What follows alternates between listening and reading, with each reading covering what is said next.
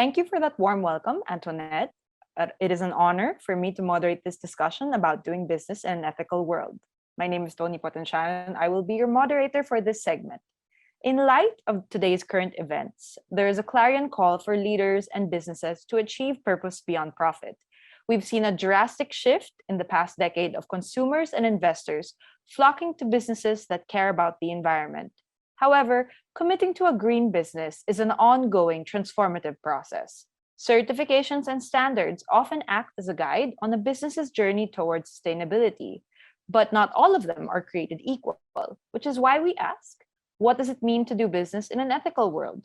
What is the cost to operate responsibly and ethically? What are the advantages and challenges? And how does it pay off?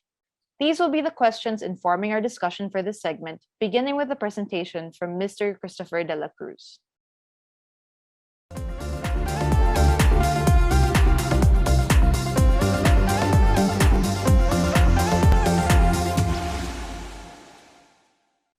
Good afternoon, everybody.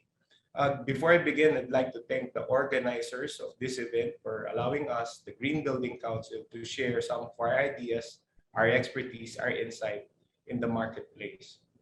I would like to start my presentation with a little story. It's about a marketplace with one buyer and one seller. We all believe that sellers would create businesses keeping in mind that they would like to create the best products that the market deserves. And we all know that all buyers would always want to get the best value from the purchases that they make. Sellers, when they create promises to their clients that they will be coming up with environmentally sustainable projects, it is very hard to assume that the buyer would easily believe that the seller would be delivering the same. The buyers would like to have a little level of certainty in knowing that indeed that promise would be delivered. Imagine if a seller would say that I am selling you a 5-star green building project. How sure is the buyer that the project is indeed a 5-star project? This is where third-party certifiers would like to come in. The Philippine Green Building Council has established the BELTE program, which develops standards and helps monitor, evaluate, and verify projects for their environmental performance. These projects, when sellers make a claim, the Green Building Council will come in, they would check on the projects, they would look at their environmental performance, and help make a direct declaration that the public, so that the public can easily understand that the projects are indeed green and is performing at a certain level. Now, while there is a certain amount of certainty that we can provide to buyers, this kind of service also provides help to business owners. All businesses, especially the major ones, have too many actors delivering the same service. They may have employees who will be designing the project, employees who will be constructing the project, partners who are providing technologies for that project.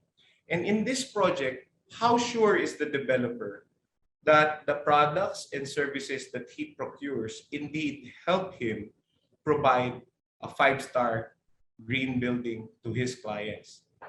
Our work helps monitor, evaluate, and verify the environmental efficacy of those projects and helps inform owners so that he can make better business decisions as he do his business. So it's all about being responsible. It's all about delivering our services with a certain level of integrity. Certification allows us to help communicate to the public, market our projects and products and services in a more ethical way, knowing that whatever we claim is indeed the truth. And for consumers, whatever they pay for, indeed they are getting. So with that, I hope it helps continue the communication on how do we promote better businesses for a better and ethical world. Thank you.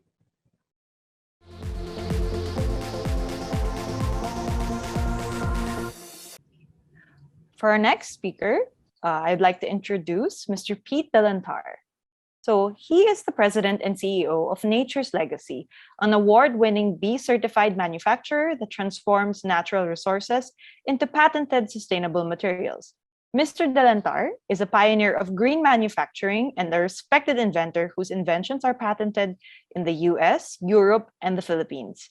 He is the first Filipino who secured a US patent for green products, and he pioneered green manufacturing in the furniture and home industry in the Philippines. Let us all welcome Mr. Pete Delantar.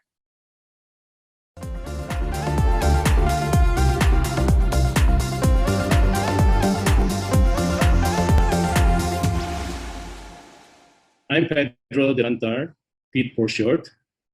I'm the founder and CEO of Nature's Legacy. Our company started in 1983.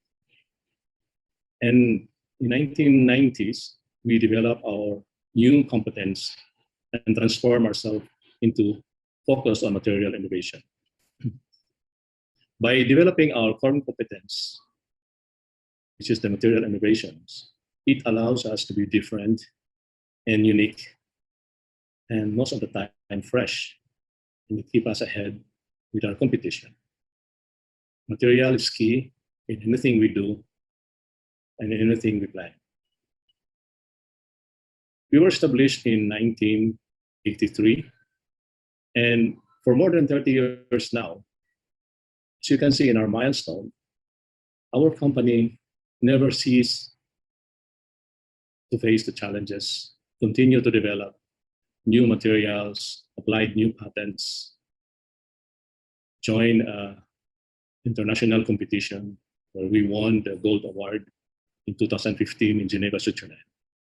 But it did not stop us from going further. We continued to innovate, applied new certification, because we believe that always moving forward is key to success.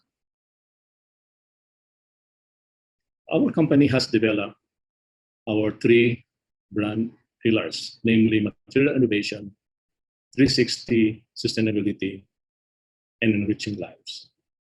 These three brand pillars is our brand essence.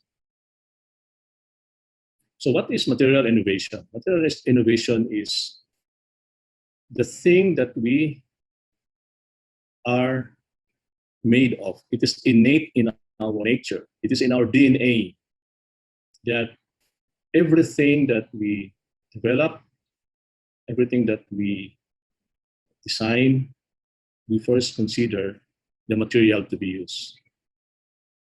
Because we believe that material is key to any product being made and promoted. In anything we do as well, we believe that we have to maintain 360 sustainability. This is our supply chain, that from the development of raw materials to the transformation of the material, manufacturing, making them into product, selling them, product reach to the market. We believe that a complete circle should be considered so that by the time the product is disposed, it can be used or repurposed. I mean, used by another industry, or recycled, upcycled, or repurposed to be a different function. Thus, 360 is really important in our product development. But it doesn't end there. Materials, product. We also consider our customers, our employees, and our community. We believe that them being part of us in the products we develop and the projects we do for the community improves life, relationships, thus creating a more impact-oriented environment. The four materials that we have developed, namely new cast, this is made from engineered paper, stone cast from limestone, marmor cast, a sustainable consumption and production material concept, and nature's gas and agroforest waste. These four materials were carefully developed and carefully sourced so that we don't miss the purpose of the product that it will be made into. These four materials has been our key competitive advantage because any of the four can be combined or each of the material complement each other. Although different materials, but they are made in one or under one roof. All our employees, our R&D are capable of doing any of the four materials that we have developed. In a way, nature's legacy have always been considering nature as its inspiration or source of inspiration on anything that they do, from product innovation, raw materials development, partnering with communities, and also the selection of our customers. We always made sure that this has something to do with the environment and with the people. We have also gone far because we believe that competition is not only about product, price, and material. We also believe that we should be certified. Our product should pass through the certification.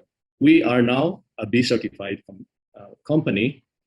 This is a movement for companies as a source for doing good. There are 5 areas in certification for B Corp. These are the employees, the communities, the environment, and the customers. All these 5 aspects, components, are very important in getting a B certification. In fact, us being a sustainable and innovative company, it took us 3 years to be certified. And honestly, we barely passed. This is the first, so when we renew, we need to improve further. Another certification that we really wanted to go through is the certification for Cradle to Cradle. Cradle to Cradle is basically a certification for products and material, but luckily, we got 2 certifications. We got platinum in materials and gold in the product. It's first time in the world that 2 Cradle to Cradle certification is being given to one company.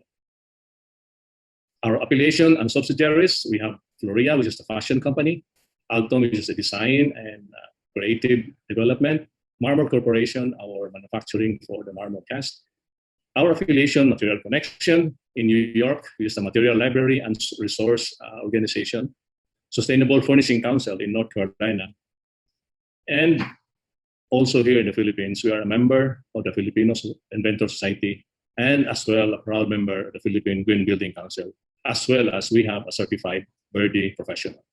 We are also a member of the Cebu, the Chamber of Furniture Industries of the Philippines, the umbrella organization for the different furniture industries in the Philippines, and also a proud member of the Cebu Chamber. Ladies and gentlemen, thank you very much. We hope that you will join us in our journey in this sustainable expo that we are participating in. Magandang hapon po.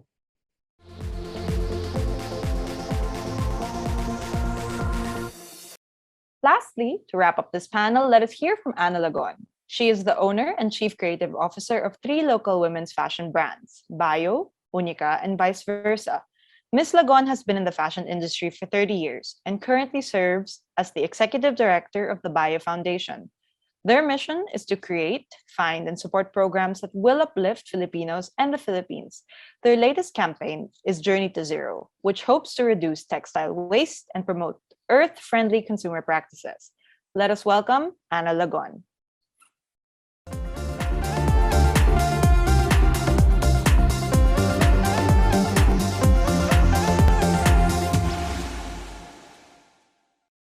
Hello and good afternoon, everyone. It is my great privilege to be part of the Sustainability Summit. Thank you to DTI through Saitem for having me. My name is Anna Lagon. I'm a fashion entrepreneur and I work as the co-CEO and Chief Creative Officer of Bio. I'm leading our transition to becoming a more responsible company. Bio belongs to a fully integrated company, so we have an internal value chain that supports the needs of our retail business. We are continuously evolving, and the last 5 years have been the most meaningful. In 2017, when we celebrated the 25th year of Bio, we took that time to rethink how we want our next 25 years to be. We had a renewed vision and transformed to become a purpose-driven company. Responding to the shift, we established the Bio Foundation, our corporate social responsibility arm. The foundation becomes the heart and soul of the company, and it guides our way forward in transitioning to a sustainable company. Our collective effort towards sustainability is what we call the Journey to Zero initiatives. It responds to the solutions to a current problem. And it is also our circular pathway to a more sustainable and equitable future. The term zero is actually symbolic of several goals: zero carbon emission, zero waste, circular economy. The initiatives actually paved the way for us to become the first and only local mainstream fashion brand to become a participating member of the United Nations Global Compact, hoping there will be more companies to join so we can all together create more significant impacts in the fashion and beyond. Our efforts include reducing our production waste from 35% to now just 5% through zero waste patterns and upcycling textile offcuts through hand weaving. They are among the initial steps we made to embrace the practice of zero waste. Since we participated in the UNGC, we have been accelerating our efforts and have put more ambitious goals and approaches in our journey to becoming a better company. Bio's transition to circularity is reflected through the Journey to Zero initiatives. For example, Bio is now doing the local farming and procurement of raw materials, hand weaving and scaling natural dyeing to minimize our environmental impact. Our transition is guided by the frameworks that benefit people, the planet, prosperity, peace, and partnerships. We focus on significant areas where human resource is the heart that provides traction in taking actions. Other vital areas of focus are materials, responsible production, consumption, and how they can work using a circular pathway towards sustainability. So we started with our biggest challenge, the supply chain of sustainable materials. We are looking for natural, regenerative, biodegradable fibers, but they are sadly not readily available to provide reasonable quantities for our requirements. This need gave birth to the soil to garment, back to the soil concept. We tried to trace back our roots as Filipinos and realized that our country is very rich in agriculture, which is actually the backbone of our economy. So with that premise, the soil to garment, back to soil concept made much sense for us to pursue. So we have collaborated with different government agencies, and an example of that collaboration is the sericulture that we are doing in the province of Benguet. So we are processing silk cocoons into threads, using them as our natural material for hand weaving, and providing them to different weaving communities in the Cordillera Administrative Region. So in continuing our trajectory, we have also collaborated with DTI in the Cordilleras to support more weaving communities. So we found out that these projects would actually have this biggest stumbling block, which is the market access. And what we did was the foundation would purchase hand-woven items to sustain the process. And then our retail brands would buy all of them and use them as our materials for clothing. Currently, we have collaborations with the Design Center of the Philippines for the new supply chain of a natural material called bakong fiber. So this new material has been in the development stage, and it represents the natural resource material that can achieve another circular pathway. My experiences with our journey to zero resonate well with the application of bakong as a sustainable material. So it goes through a process that supports livelihood, and it can go back to nature because it's a natural material, right, without harming it. So turning that into usable materials through hand weaving again, and the same process of that circular path is applied to this new sustainable material. So we have this collaboration where Bio translates the intentional design pieces of global accessory designer Miss Bea Valdez. So her unique, sophisticated, and practical creations reflect what circular fashion is all about. So this convergence allows Bio and Bea to put the importance of design and responsible production at the core of the circularity.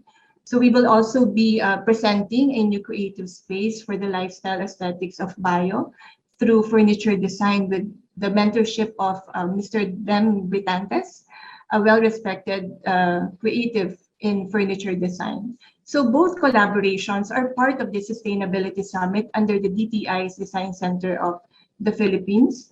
And I hope you can take the time to see them. So our most recent innovation is actually our carbon offsetting program, wherein our supply chains go through the life cycle analysis. So this is one very important move for us, and it has really made a difference in our journey to improve our contributions, to improve our relationship with the environment, and also embarking on a relationship with our customers, involving them by letting them know their carbon impact. So we have so much to do and so many things ahead of us. But I do hope that this is only the beginning of the many engagement that we can connect with, not only with our company, but also in the bigger society. Maraming salamat, and thank you for listening. Pleasant afternoon to all.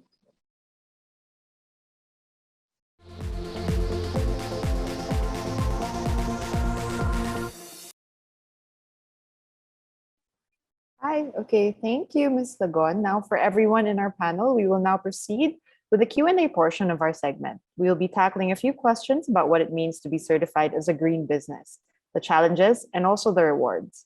So first question, committing to being a green business is an ongoing transformative process. How do green policies articulate business goals and define company culture? This will be addressed first to Sir Architect Cruz de la Cruz. Thank you for that question, Tony. No? I always believe in fixing everything first in your backyard before pushing that policy with others. As part of our work, we create policies that we would like other companies to abide by, change the way they do their strategies, develop greener projects. And when we are at the office, the first thing we do is we always look at the policies that we create and see whether it's something that we ourselves can actually do and deliver. One of the interesting policies that we have, as an example, is the use of bikes of employees. No? We had engaged our employees, educated them about the value of using bicycles. And if you go to our office at any given time, you'll always see employee bicycles there. In the beginning, people were wondering whether it really makes sense to ride bikes in Manila, knowing the traffic problem. People are saying, are we pushing for green and not think about employee safety? We were saying at the time, more than 10 years ago, that yes, it is challenging, but we have to be the first before we engage others to do biking in their companies. At the time, there were no bicycle paths in Metro Manila. And people were saying, but there are no bicycle paths. There's no reasonable way for us to do this, so on and so forth. We did. We engaged other companies to put bicycle parkings, and they were asking the same questions. They were saying, why would we do it? Nobody would be using bicycle parking. Why would we spend so much to provide changing rooms for the employees so before they go to work, they're all fresh and ready to work? And we're saying, even us, we have a core team of 10. We have our own shower rooms. We provide them extra time for them in the morning so they can freshen up before they can start work. But it's working. Now, slowly and surely, we're seeing different parts of the metropolis adapting to this policy. At the time, people are saying, don't use bikes, it's unsafe. And then later on, they say, there are enough bikes. Government should be upfront and center and try to support this in any way they can. So everybody has to do that first little step. And we're just in riding bikes. In doing events, people are saying, so how do we express to others that this is innate in us as an organization, that we have to take care of certain things when it comes to sustainability? We're thinking about safety. We're thinking about education, emergency procedures. I think we're one of the first who reads emergency procedures during events. And then before we knew it, every one of the 300 or so companies that we have, when they have events, they're reading emergency procedures before they do their events. So it's the little things that matters. And before you knew it, they move on from the low-hanging fruit to the more challenging things. And slowly but surely, you're going to see a lot of transformation happening, starting from the little seeds that you plant. So I guess that's how we should move forward. All right. Okay. So I would like to throw this question to Sir Pete. So how have green policies articulated the business goals of Nature's Legacy, and how have they defined company culture as a B certified company? How has this affected running Nature's Legacy? Yes, good afternoon, everyone. I think it has something to do with leadership. We believe in leading by example.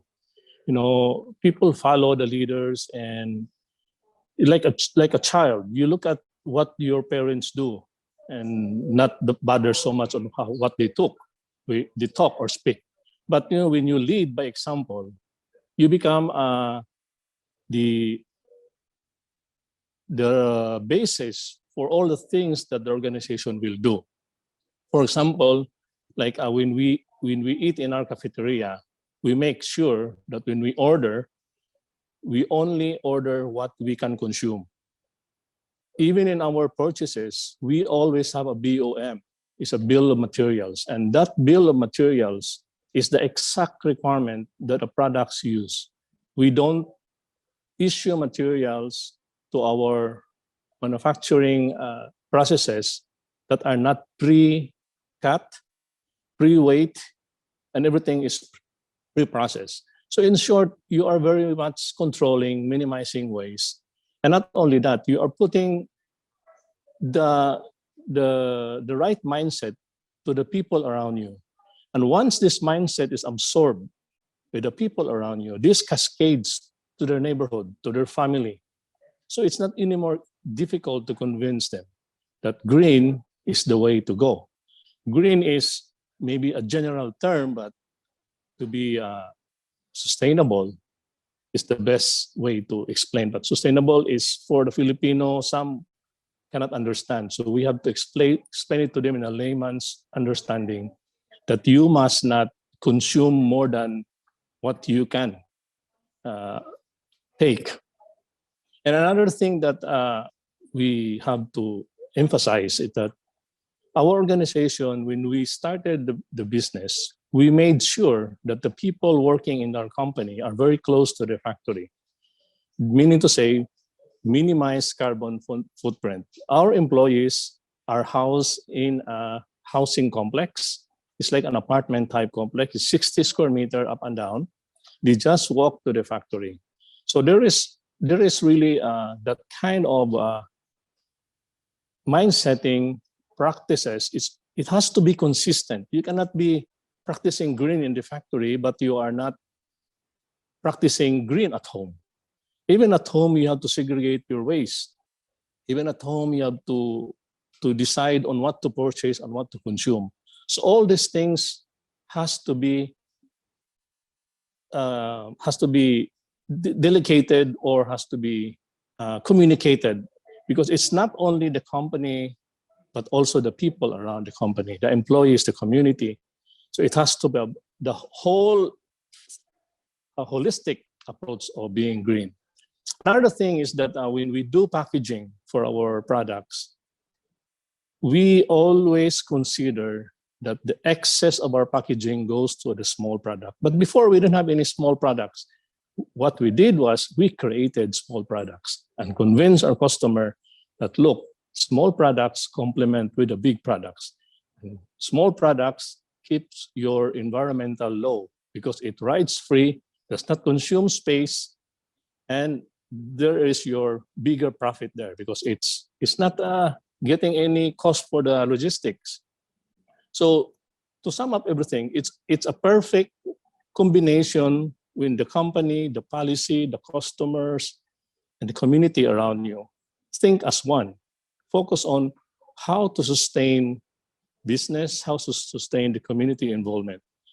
It has to be communicated. And mind you, every day we always remind our people, because it is our culture that every morning we have daily inputs in our factory.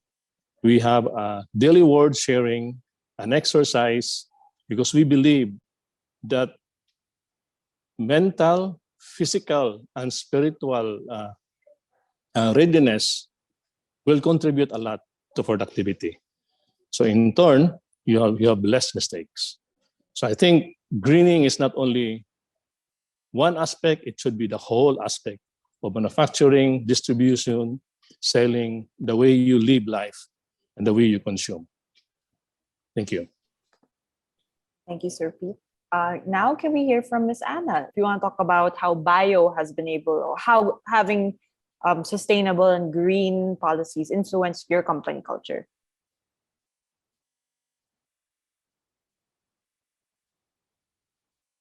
Ms. Anna.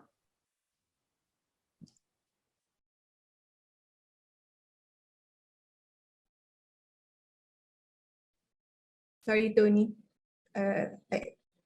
It's my signal. Can you repeat the question, please? Sure. So the question is, how have green policies articulated BIO's business goals and defined company culture for both the BIO Foundation and all of your retail companies? Similar to what Pete reiterated, no, it's all reflected in the manner where we show our people how we function day to day. Like the company's rules are always situated in the goals of our sustainability. It's reflected in the culture wherein the little steps, the tiny steps, small steps that we create in our processes every day, from the sales team in our retail areas and also in our production and throughout the foundation.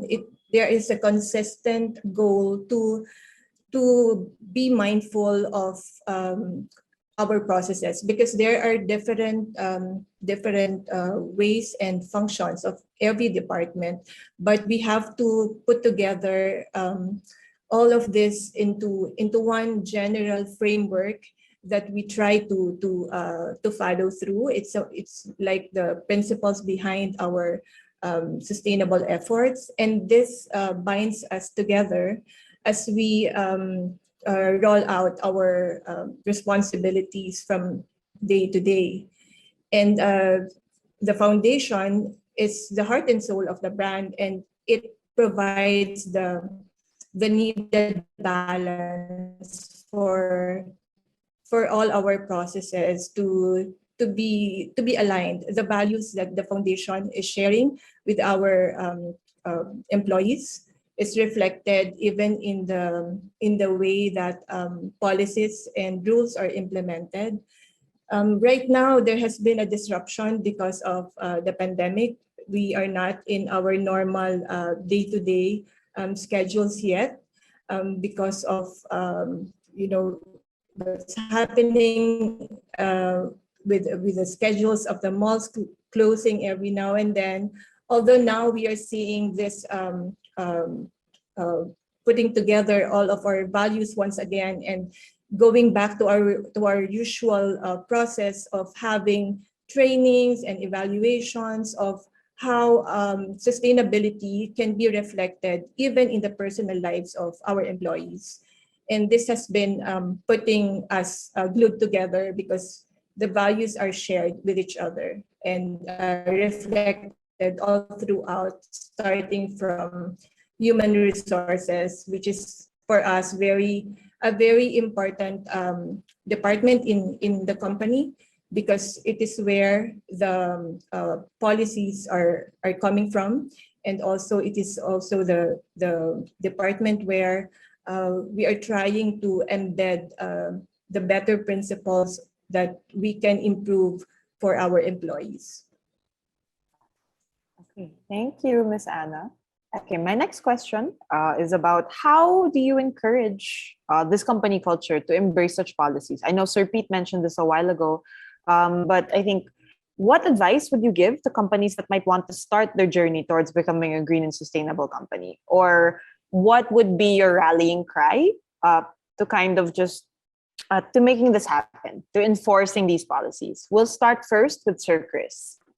By having friendly lunches with everybody, at the office during lunch, I discuss with them the value of biking. People are saying, but sir, your bicycle is too expensive for us. And I was telling them, bicycles can be cheap, bicycles can be expensive.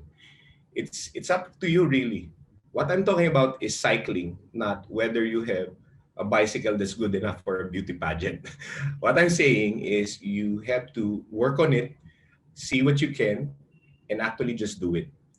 And before you knew it, I've seen sustainability officers from other organizations having the same challenges. And during our friendly lunches, we talk about our common issues. And what we noticed was people kept complaining about the budget. People are saying, we can't do this because this is an extra expense. To them, the employees at a personal level, or to the company because we have provide leasable spaces. The company could be earning from these spaces, but we're going to provide this for free as bicycle parking. We're losing money if we do that. At the end of the day, we realize it's never about cost.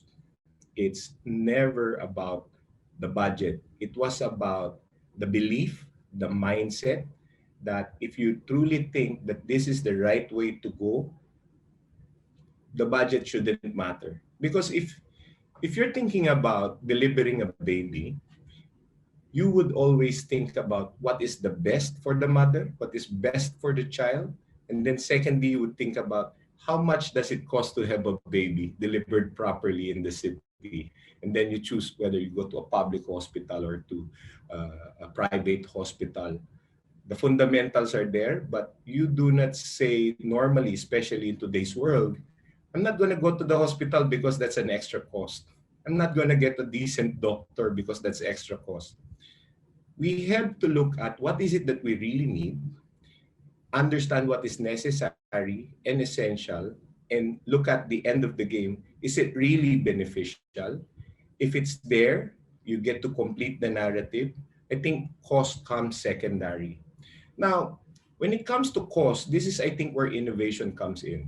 We have a large company complaining about the cost of bicycle parking, again, as my favorite example. Bicycle racks would cost what, 10,000 to 20,000 just to park two bikes. And they were complaining, we have to provide X% of parking for bicycles. And then one brilliant employee of theirs, when they were doing the project, realized that they are having so much packaging waste for the elevators that they are installing. They have a lot of pine wood, the packaging material, and they realized that they can fashion bicycle parking out of it. So they got their bicycle parking from free materials. They were upcycling the packaging. They have their own parking spaces, and all they have to do is pay for the labor. So really, when it comes to cost, it actually inspires innovation, inventiveness, being a Filipino. And people are saying, but it's not nice. No, I think that's where the challenge comes in. If you're a good designer, even if I give you packaging material and I want you to come up with good bicycle parking, you can come up with good bicycle parking. This is just one of the few things that I think, I hope inspire people to move forward with sustainability. Another is gardens. We kept telling them, you have to create your landscaping with indigenous plants, with endemic species. And people are saying, but you know, who's going to take care of it? We have to pay for this, we have to pay for that, we have to buy this, we have to have another employee to take care of this, so on and so forth. And then at some point, somebody said, but the GBC didn't say this shouldn't be edible. Can we make it edible? Of course you can. There's still plants, they can be edible, but I'm reminding everybody it should be endemic species, meaning local vegetables. So every so often they're harvesting their vegetables and they are distributing it to their employees for free. Consider it a bonus, consider it an incentive. But at the end of the day, it can be very beneficial going beyond whether it looks nice, but if it also provides sustenance to employees, maybe they're creating lunches out of it. No, there's so much opportunity and benefit that can be had moving forward. So really, it's the mindset when we talk of challenges. It's the people that's more challenging, not the cost, not the availability of technology, not the availability of know-how. It's really, if we believe in it, we can do it.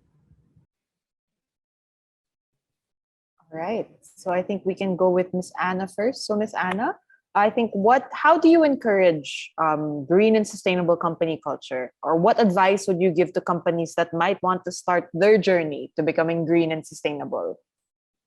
Well, first off, you have to involve everyone in the company. Let them know the purpose why you are doing it and why you want them to be engaged and be part of it. Because it's really difficult to just pass on a mandate for everyone to follow. So understanding and realizing the importance of sustainability in their own personal space and at the same time benefiting the company. To me, my approach is their own personal advantage first. Because if they know that they will also benefit from it will now be easier for them to adapt the same principles and apply them to improve, to benefit the company as a whole. And from there, we are doing also information drive and practices in the office, and not just the virtual situations that we always have.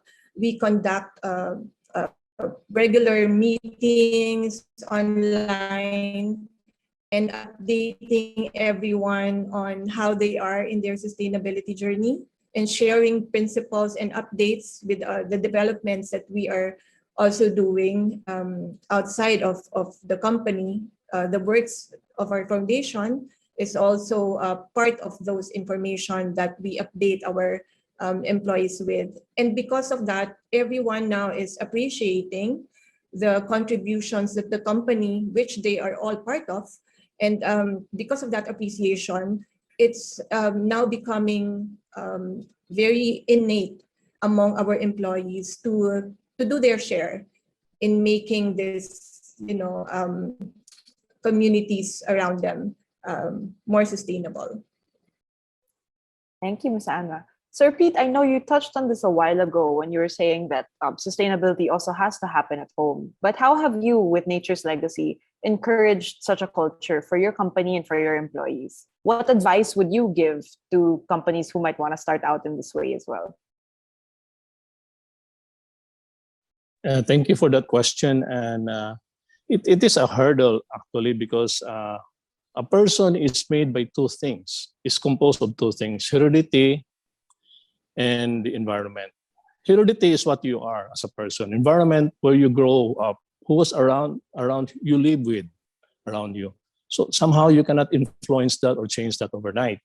But the best way that we did when we started to, actually, Tony, we went green accidentally.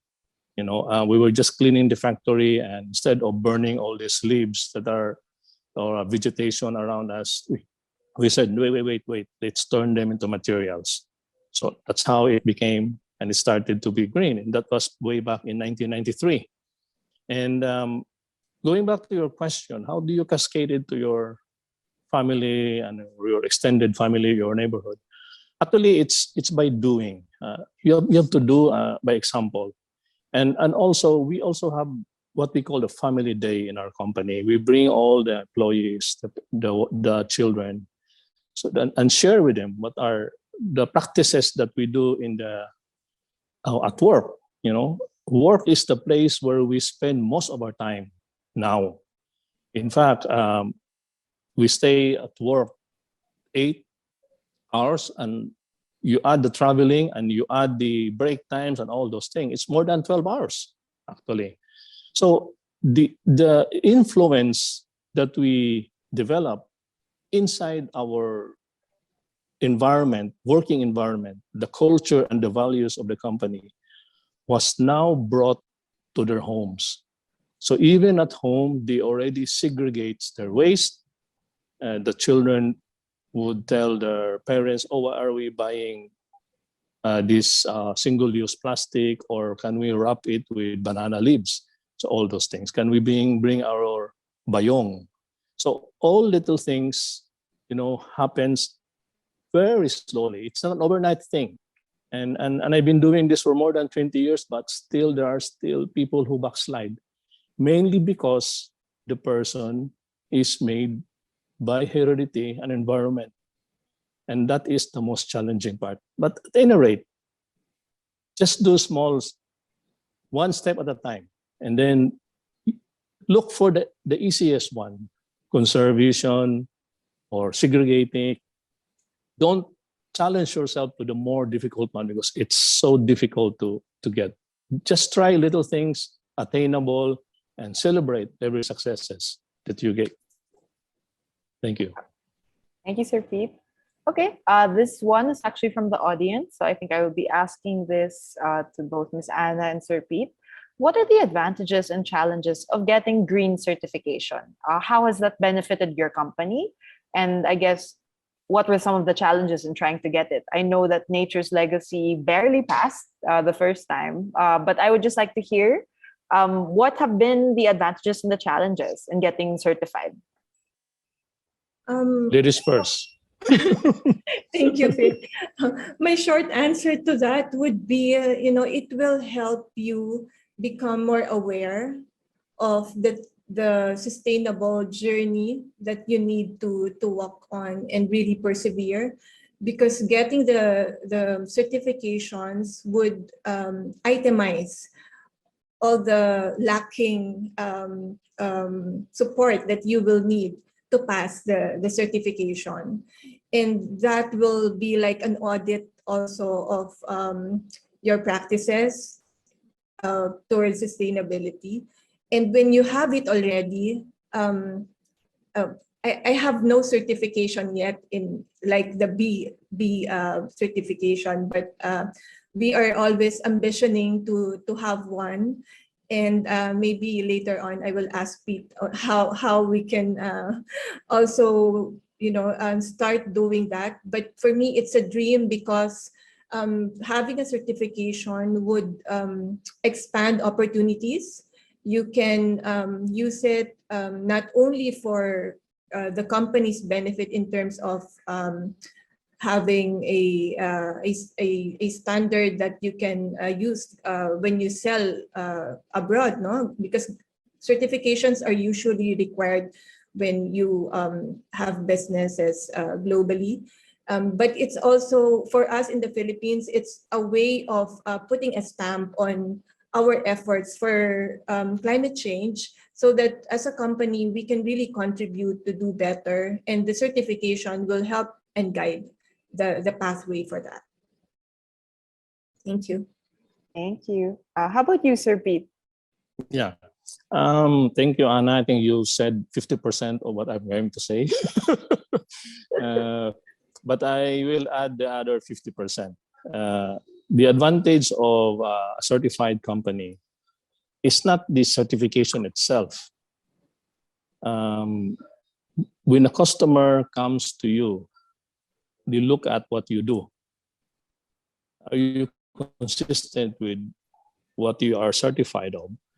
I mentioned that we barely passed because, you see, in the certification process, there are so many requirements, like how many PWD have you employed? How many women to men ratio have you hired? How many LGBT all these things we did not expect in the questionnaire.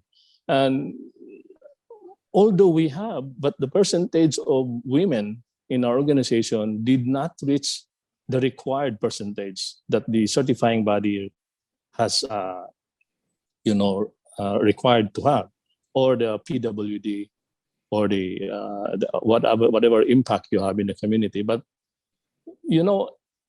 as Anna said, it's also a learning process. When you go into certification, it strengthens your organization, and it will let you discover the gaps, and maybe also discover you that you're doing so much on one thing that is not.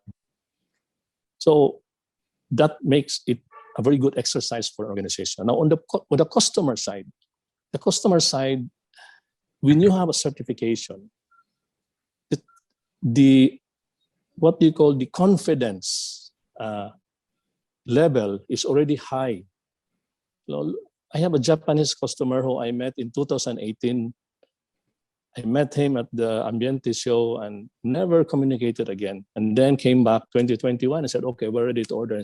And I asked him, what took you so long? So we have to do our due diligence. So can you see, if everybody is learning, should they take us in or not take us in? So all those things, it has a learning process, and we all learn from. Even the certifying body, they change also, or they amend, or they add new criteria every now and then.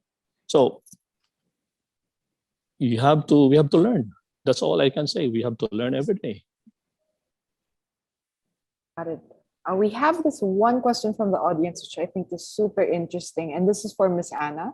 As much as I want to sell my products at a cheaper price, it's expensive, heat up to compete with fast fashion brands. How does Bio address this? Advice for other brands on how to make prices of, I'm assuming, sustainable products more accessible. I think this could still also apply to Nature's Legacies. But let's start first with Miss Anna. Well, first of all, I don't consider our brand as fast fashion because we really go through the process just to avoid being in that sphere of being a fast fashion. So, okay, just to clarify on that. And how do we go about having more accessible prices? It's because we look at the improvement of the efficiency in making our products. And when you improve your efficiency and you look into the mindful and intentional way of producing a product, you would be able to know where you should be saving and putting the resources in the right spaces. And it's also because we have the infrastructure already. We have our manufacturing that is all in-house. So we are able to control our expenses without sacrificing the wages of our employees. We provide more than the prescribed daily rate. We even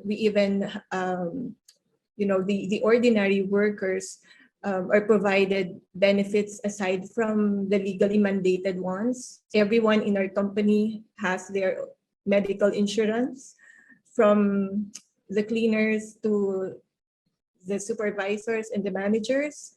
We treat everyone equally, and we provide these things because the value for us is not really profit as the number one priority.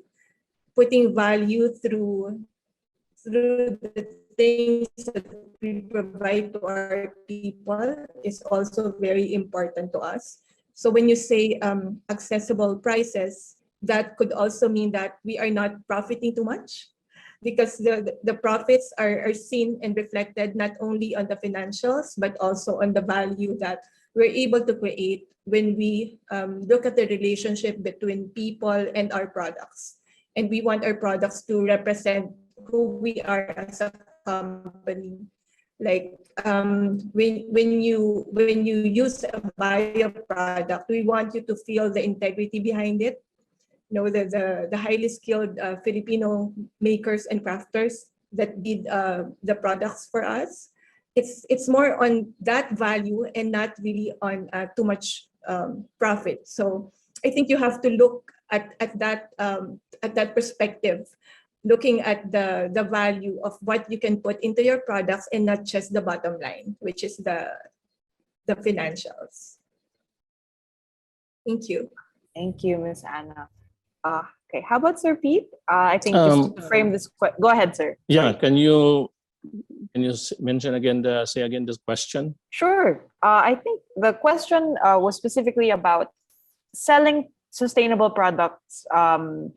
Usually, sustainable products are seen as more expensive, and the person was asking what advice could you give to people who create products, I guess, to make things more accessible, or rather, I think Miss Anna touched on it a while ago, that maybe it's not always about profit.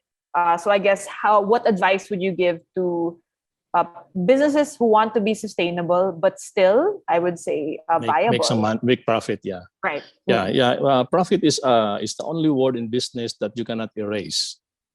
You must have profit. Otherwise, you cannot continue doing what you are doing. But I think the basic thing to do in your business is controls. Are you able to control your materials, control your processes, control your labor, everything? It's all about control. Once you lose track of one thing, the costs go high. Tony, in any crisis, it is also a test of any organization, both internally and externally. Internally, how strong is your systems, standards that you can keep up with increasing prices and other factors that affects inside. Externally, it will also test who are your competitors. Are they strong during the crisis, or are they weak in the crisis? And it all boils down to the organization and the system. And if you have a very good system in place, you have a very good control system, you can easily turn around. You can make your price lesser. You can cut down on your costs, maybe still make some profit, because the savings you generate will be your profit. So there's no easy fix on anything we do. You have to just to study it carefully and make the right decision. I think that's all the time that we have, but I'd like to thank our panelists. And I think just as a last line before we go, I think unsustainable business practices will always cost a company more in the long run. And I think that saving the planet will also guarantee that we can do more business. So thank you, everybody, for your time today. I'm very happy to be here, and I hope we can take a lot of things home as we, I guess, move on to the next session. So thank you to our esteemed speakers for this insightful discussion. So it's really important for businesses. Thank you for having us. Yes. All right. So we just want to keep in mind that the process to get certified and to become green is an ongoing transformative journey that requires patience, but the rewards are often tenfold. So thank you so much. And again, back to you, Antoinette.